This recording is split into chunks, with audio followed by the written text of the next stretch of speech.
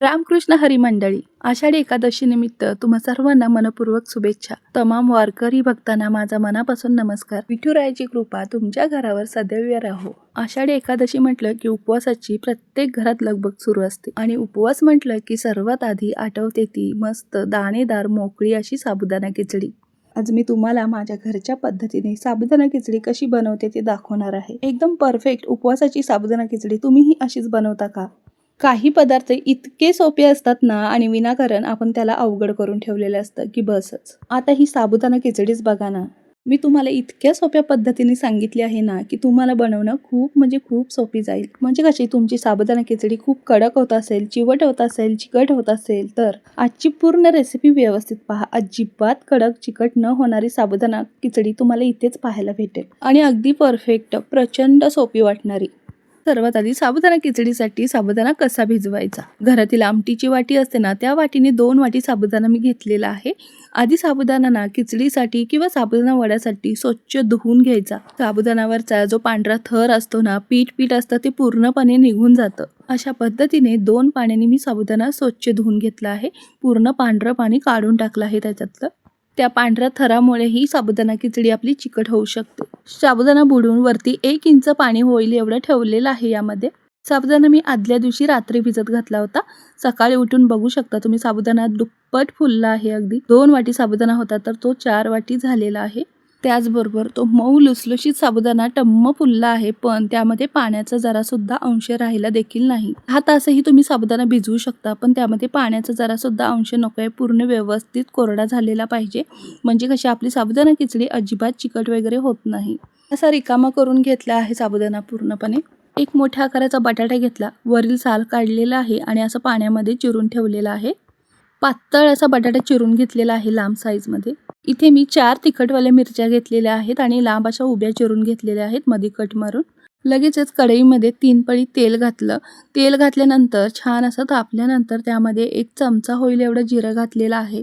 जिरं तेलामध्ये छान असं फुलल्यानंतर त्यामध्ये लगेचच आपण जो चिरून ठेवलेला कच्चा बटाटा आहे ना ते तेलामध्ये टाकणार आहोत. सगळा बटाटा पाणी निथळून मी टाकलेला आहे. काही जणी उकडलेला बटाटा घालतात, तर काही जणी असा कच्चा बटाटा घालतात. तुम्हाला जसं आवडतं तर तुम्ही त्या पद्धतीने घालू शकता.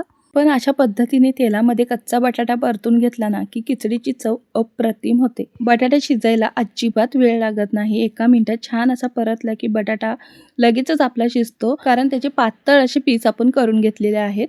आता काय करायचं, या बटाट्याच्या चवीनुसार आपण मीठ घालणार आहोत, म्हणजे खिचडीमध्ये बटाटा अजिबात आळणी लागत नाही. त्याचप्रमाणे इथे मी एकदम पाव चमचा यामध्ये मीठ घातलेलं आहे. मीठ टाकल्यानंतर सगळं व्यवस्थित मिक्स करून घ्यायचं, जेणेकरून प्रत्येक बटाट्याच्या फोडीला हे मीठ व्यवस्थित लागलं पाहिजे. आणि बटाटाही पटकन मीठ टाकल्यामुळे परतला जातो, शिजतो चांगला. हे पहा, या पद्धतीने बटाटा आपला शिजला गेला आहे. मी तुम्हाला तुकडे करून दाखवले आहेत त्याचे. आता तुम्हाला यामध्ये ना कच्चा बटाटा घालायचा नसेल, जर उकडलेला बटाटा घालायचा असेल तर काय करायचं, बटाटा शेवटी न घालता तुम्ही ना यामध्ये अशाच पद्धतीने जिरे फ्राय झाल्यानंतर बटाटा यामध्ये टाकून 1 मिनिटभर परतून घेऊ शकता. उकडलेला बटाटा तेलामध्ये परतला की त्याची चव आणखीन वाढते. आता बघा, मिरची जी मी कट करून ठेवली होती ती यामध्ये टाकली आणि तीही 1 मिनिटभर छान डाग पडेपर्यंत परतवून घेतली. जर तुम्हाला अशा पद्धतीने मिरची कट करून घालायची नसेल तर तुम्ही या ठिकाणी ठेचाही करून घालू शकता मिरचीचा. मिरची छान अशी परतून झाल्यानंतर साबुदाणा सगळा मोकळा केलेला ना यामध्ये टाकलेला आहे. साबुदाणा आपला मऊ, मोकळा आणि कोरडा भिजलेला आहे आणि ह्या क्षणी आपण साबुदाणा टाकला तर काही जणी काय करतात, साबुदाण्यामध्ये लगेच शेंगदाण्याचा कूट, लिंबूचा रस वगैरे सगळं मिक्स करून ठेवलेलं असतं आणि ते यामध्ये टाकतात. असं न करता पहिला सुरुवातीला आपण साबुदाणा सगळा यामध्ये टाकायचा. 1 मिनिटभर छान असा वाफेवर परतवून घ्यायचा मंद आचेवर. जेवढा साबुदाणा तुम्ही तेलावर मंद आचेवर परतवाल तेवढा साबुदाणा छान फुलतो, छान शिजतो आणि त्यानंतरच आपल्याला यामध्ये शेंगदाण्याचा कूट टाकायचा आहे. अजिबात या पद्धतीने केलेली खिचडी तुमची चिकट चिवट होणार नाही, एवढी मात्र खात्री देते. साबुदाण्यामध्ये आधी शेंगदाण्याचा कूट वगैरे मिक्स करून न ठेवता अशा पद्धतीने जरा मोकळी खिचडी तुम्ही करून बघा, अजिबात फेल जाणार नाही. आणि खरं तर साबुदाणा खिचडी अशीच असते. माझी आजी, आई म्हणजेच पूर्वीपासून या पद्धतीने केलेली मी पाहिली आहे आणि मी पण त्याच पद्धतीने बनवते, म्हणून ही रेसिपी तुमच्यासाठी शेअर केली. 1 मिनिटभर मंद आचेवर साबुदाणा व्यवस्थित परतवून घेतला आणि लगेचच आपल्याला ह्या साबुदाण्याच्या चवीचं मीठ टाकून घ्यायचं आहे. त्याचप्रमाणे 1 चमचा मी मीठ टाकलं आणि मीठ टाकल्यानंतर परत एकदा सगळं व्यवस्थित मिक्स करून घेतलं. म्हणजे कसं सगळ्या बाजूनी व्यवस्थित मीठ लागलं जातं. बघा लगेचच साबुदाणा फुलला आहे, त्याचा कच्चेपणा गेला आहे आणि ह्याच वेळेला आपल्याला भाजलेला जाडसर असा शेंगदाण्याचा कूट टाकून घ्यायचा आहे. शेंगदाण्याचा कूट तुम्ही तुमच्या आवडीप्रमाणे कमी जास्त करू शकता. इथे मी 1 वाटी म्हणजेच 5 ते 6 चमचे भरून इथे शेंगदाण्याचा कूट टाकलेला आहे. शेंगदाण्याचा कूटही छान असा खरपूस भाजलेला आणि बारीक जास्त न करता जरा जाडसर असा अशी भरत ठेवली ना की खिचडी ही मोकळी मऊ लुसलुशीत होते आणि अजिबात चिकट होत नाही. माझ्या घरी साबुदाणा खिचडी सेम या पद्धतीने उपवासाला केली जाते. यामध्ये कोथिंबीर, कढीपत्ता काहीही आम्ही घालत नाही. सेम अशीच खिचडी करतो. जर तुमच्याकडे जिरे चालत असेल तर घाला, नसेल तर नाही घातलं तरी चालेल. शेंगदाण्याचा कूट घातला आणि सगळं व्यवस्थित हलक्या हाताने मिक्स करून घेतलेलं आहे बघा. अगदी दिवसभर जरी ठेवली ना अशी खिचडी तुम्ही मऊ लुसलुशीत राहते. शेंगदाणा टाकायच्या आधीच साबुदाणा खिचडी आपण छान अशी परतवून घेतली होती आणि त्याचा कच्चापणा पूर्णपणे नाहीसा झाला होता. आणि मगच आपण शेंगदाण्याचा कूट टाकला आणि त्याच्यानंतर 1 मिनिटभर छान असं व्यवस्थित परतवून घेतलं. 1 मिनिटाच्या वर साबुदाणा खिचडी गॅसवर ठेवायचीच नाही. त्याला जास्त मंद आचेवर झाकण ठेवून वगैरे परतायची गरजच नाही. दिवसभर मऊ राहण्यासाठी, मऊ होण्यासाठी झाकण ठेवून मंद आचेवर जर तुम्ही वाफवून घेत असाल तर हीच तुमची चूक आहे. कारण ती तेवढ्यापुरतं तुम्हाला मऊ वाटते, पण काही क्षणातच बघा लगेचच खिचडी वातड होते. जेवढी तुम्ही खिचडी मंद आचेवर झाकण ठेवून वाफवून घ्याल ना तेवढी खिचडी तुमची वातडच होणार.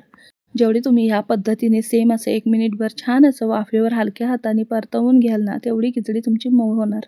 म्हणून जास्त वेळ झाकण ठेवून खिचडी कधीच वाफवून घ्यायची नाही. ती चिवटच होते, कडक होते. शेवटी शेंगदाणा घातल्यानंतर एका वाफेतच आपली छान अशी हलक्या हाताने परतवून घेतली की गॅस बंद करायचा. परत त्याला आच द्यायची नाही. बघू शकता अशा पद्धतीने मऊ लुसलुशीत अगदी दिवसभर खिचडी राहते. कढईचा तुम्ही तळही बघू शकता. अजिबात त्याला चिकटलं नाही किंवा असं जर साबुदाणा व्यवस्थित भिजला नाही, पाण्याचा अंश राहिला ना तर तळाशी पूर्ण असं खिचडीचा असाच तळाशी पापड तयार होतो बघा. तुमच्या लक्षात येत असेल मी काय म्हणतोय ते. जास्त पाण्याचा अंश असला की साबुदाणा खिचडी व्यवस्थित नाही भिजली की त्याचा तळाशी पापड तयार होतो. आणि हा अनुभव तुम्हाला 100% कधी ना कधीतरी आलाच असेल नक्कीच. पण इथे बघा अजिबात तळाशी काहीही चिकटलेलं नाही. अजिबात पापड वगैरे त्याचं तयार झालेलं नाही. अजिबात चिकट झाली नाही. दाणेदार मऊ लुसलुशीत अशी साबुदाणा खिचडी आपण तयार केलेली आहे. जर तुमची खिचडी बिघडत असेल तर या पद्धतीने नक्कीच तुम्हीही करून पहा. तुमची अजिबात खिचडी बिघडणार नाही याची खात्री देते. तर मंडळी तुम्हीही साबुदाणा खिचडी अशीच बनवता का? मला कमेंट करून नक्की सांगा. रेसिपी कुठून पाहताय, कोणत्या शहरातून पाहताय तेही मला सांगा. त्याचबरोबर आषाढी एकादशी निमित्त तुमचाही उपवास असतो का? आणि उपवासा दिवशी तुम्ही साबुदाणा खिचडी की वडा करताय तेही मला कमेंट करून सांगा. आणि वड्याची ही रेसिपी मी कालच शेअर केली आहे, तीही नक्की पहा. चला तर मग रामकृष्ण हरी. धन्यवाद.